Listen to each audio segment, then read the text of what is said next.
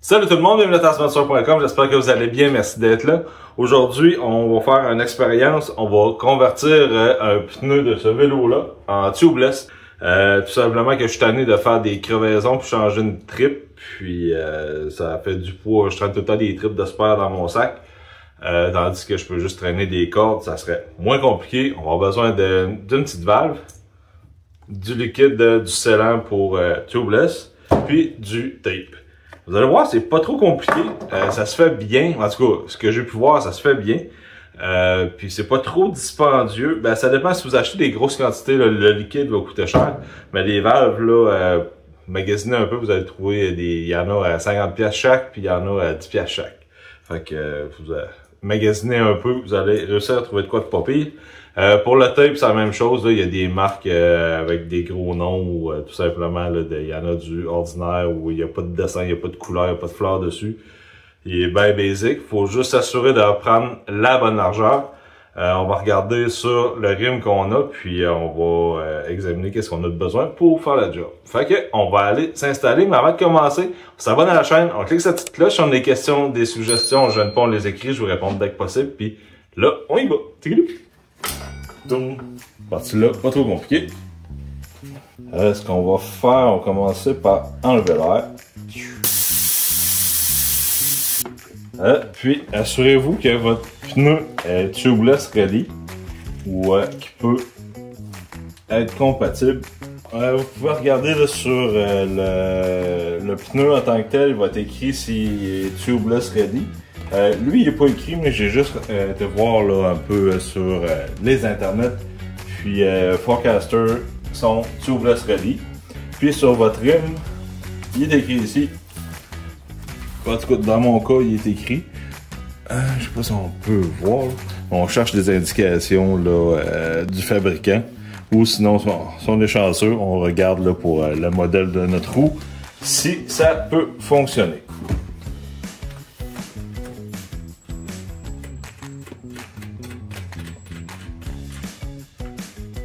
Pour enlever le pneu, c'est pas trop dur, on fait juste tasser un peu en le praillant.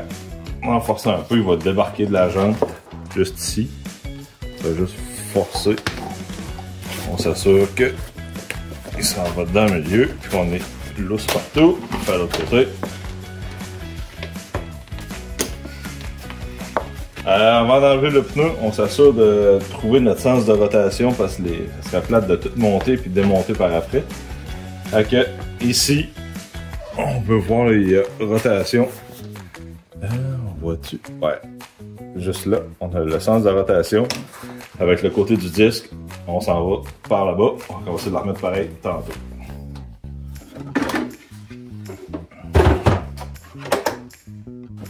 On va juste chercher notre rim. Vous allez voir, ça sort très bien.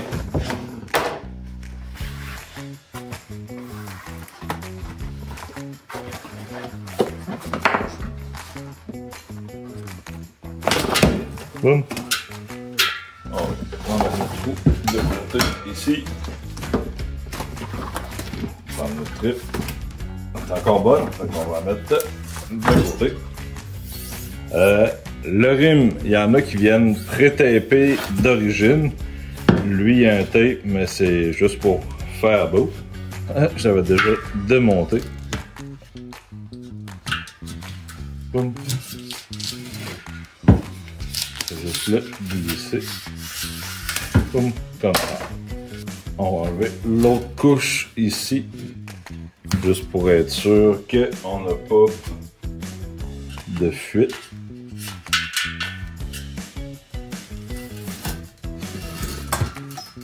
Bon, on va essayer de s'instruire un peu. Je sais pas si on peut voir comme il faut. On va prendre quelque chose.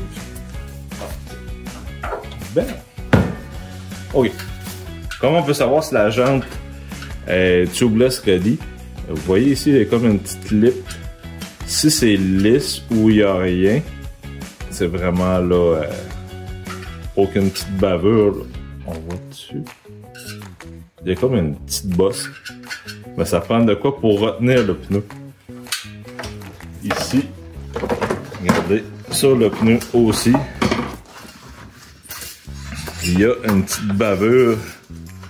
On voit pas beaucoup, mais il y a une petite bavure juste là. Fait que les deux ensemble fait que le pneu s'entrippe, il va pas exploser ou il va pas sortir du trou. Bon, on va s'assurer que la jante est propre. On va essayer d'enlever tous les petits décals qu'on peut trouver pour pas avoir d'intrus. Avec un solvant, on nettoie où le pneu va s'assire comme il faut. On enlève toute matière grasse qu'on peut trouver pour avoir une meilleure efficacité. Bon. On mesure l'intérieur de la jante. On s'assure d'avoir 2 à 3 mm plus large pour le choix du tape.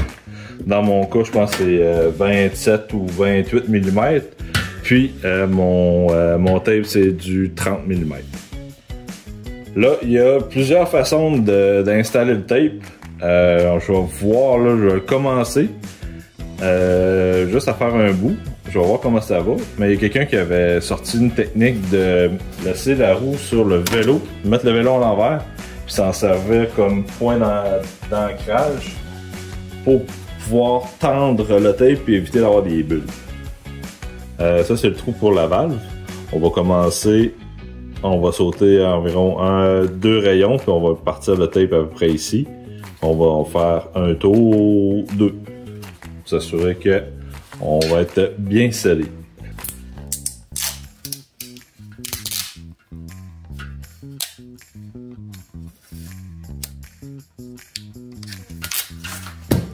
Bon.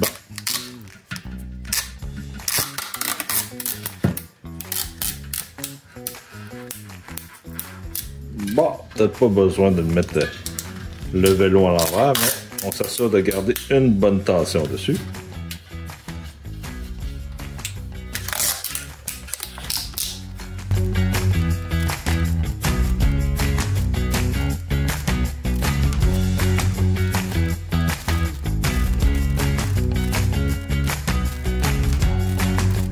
On arrive pas loin de la valve.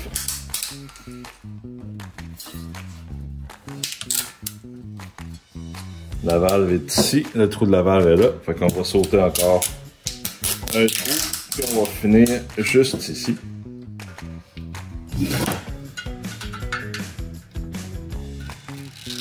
Et voilà. Puis, on s'assure de bien le placer. Prenez-vous un linge, puis glissez-le.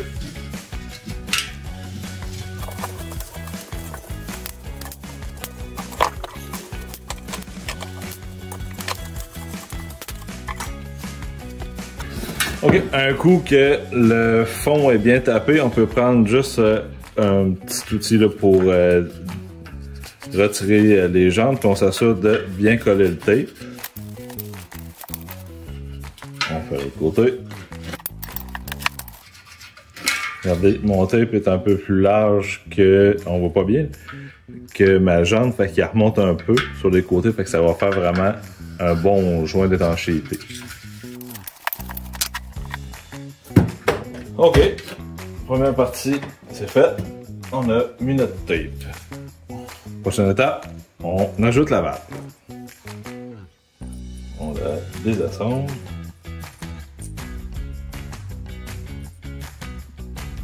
L'écrou de sûreté puis le joint. Bon, on va faire le trou pour notre valve. On fait juste repérer où est notre trou. On fait un petit trou. Juste ici. Ploup. Puis, on fait notre valve.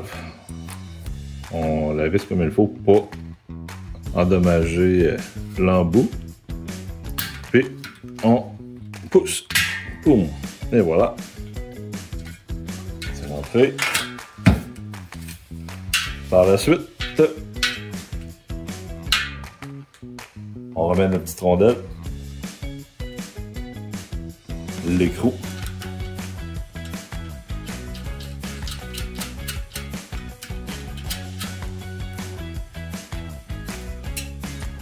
faire ça à la main. OK. Bon, notre sens de rotation de tantôt est ici. On s'en va par là-bas. On va essayer de mettre la marque du pneu avec la valve. Tout simplement que si on fait une crevaison, puis on n'a pas de point de repère, on voit un trou, puis ici il faut que je mette une corde. Fait que si on sait que c'est environ 2 spokes à côté de la valve, au moins on a un point de repère pour partir dans l'eau.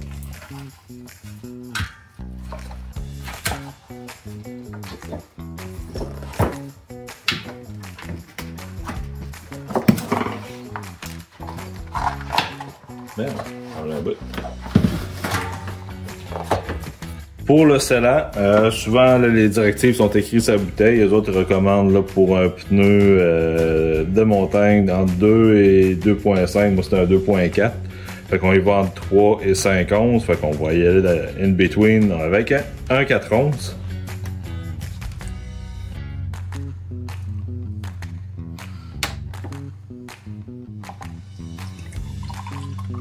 Shooter. Wow. Et voilà. Bon, à partir de là, ça devient drôle. On va mettre le scellant dans la jambe. Il y en a qui le mettent, qui enlèvent le corps de la valve puis le remplissent par là. Moi, je vais essayer comme ça.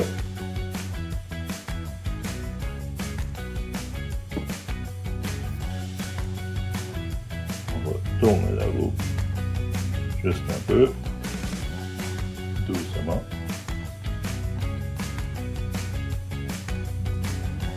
C'est mes premières fois. Désolé, ça se peut que ça vire mal. Mais on va y aller comme ça.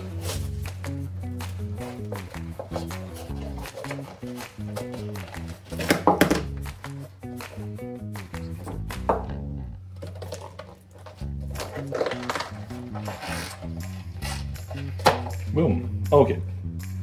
Là, si on a un compresseur, ça peut être facile. On fait juste donner une bonne petite shot. On enlève le corps de la valve. Sortir l'outil. Souvent, avec vos valves, ils vous donnent ce petit outil-là. C'est pour dévisser le corps de la valve. Ici, on fait juste ajouter comme ça.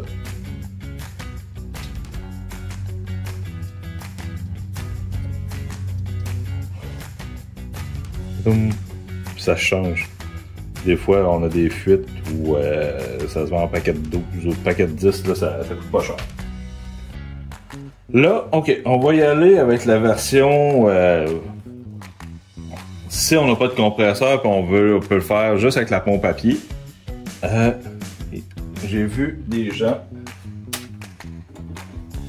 font juste... Attends un petit second, on va essayer de mettre un meilleur point de vue. OK. Prenez votre outil là, pour déjanter les roues. On fait juste le prendre, mais on la fait pas sauter, on fait juste le mettre le plus près possible du bord du rim, puis on tourne.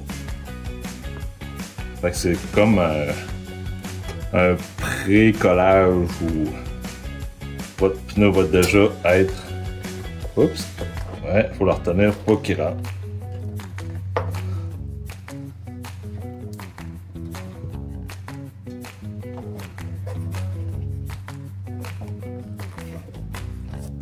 Avec un peu de pratique, je vais devenir bon.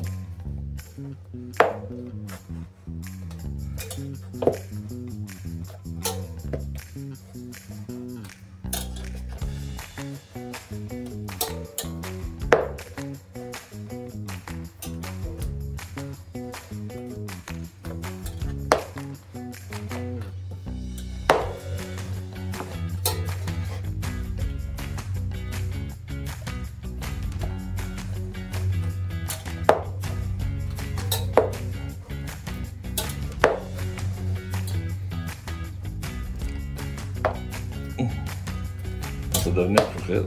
Boum!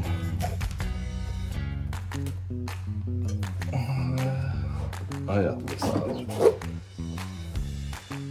On va essayer de faire l'autre côté.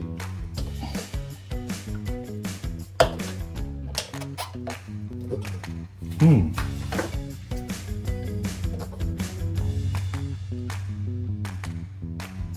pense que ma roue est trop étroite.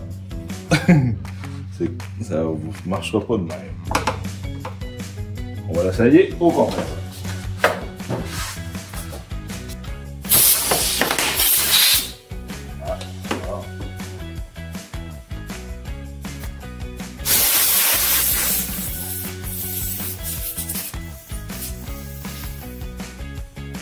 Bon, comme on a pu voir, ça saute. On peut tirer le corps de la valve.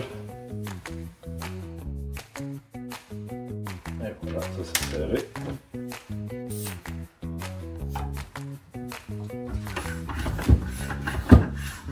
Bon, on va monter ça à 20 livres. Ferme ça ici. Mettre un capuchon. S'assurer que le liquide se promène partout.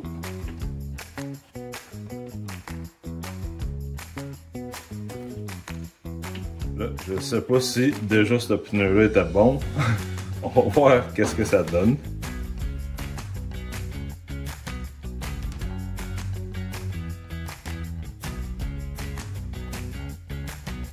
Donc, je vous dis, c'est une expérience. J'ai jamais fait ça. Je sais pas si je fais la bonne façon. Mais ça se fait par tout le monde, puis ça se fait par du monde. Sûrement pas obligé d'aller au magasin à chaque fois pour faire une roue. On le voit, il y a des petites fuites, mais le scellant va prendre la place. Écoute, j'espère.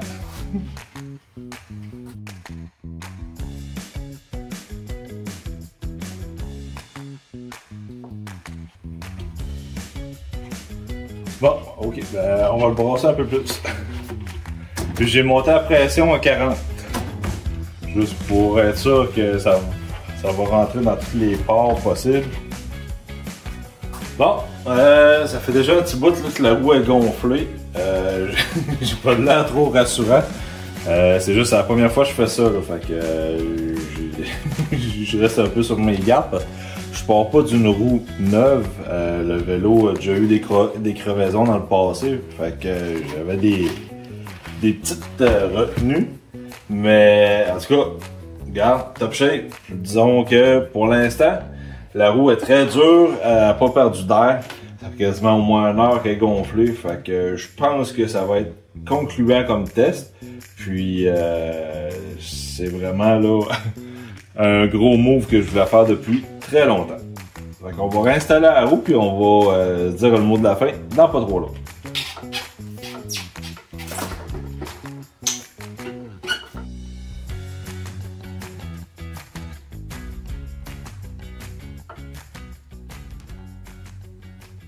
Voilà. Bon, alors désolé, on s'est changé de gilet, il fait chaud aussi. Mon gilet il était rendu un peu dégueu. C'est pas trop compliqué, ça prend scellant, tape, puis une valve. Le petit outil pour déjanter les roues.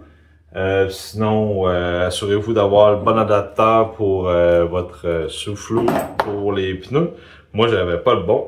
Fait que j'ai dû improviser. Vous pouvez toujours essayer de vous dépanner là. Prenez l'embout de la hausse de votre compresseur.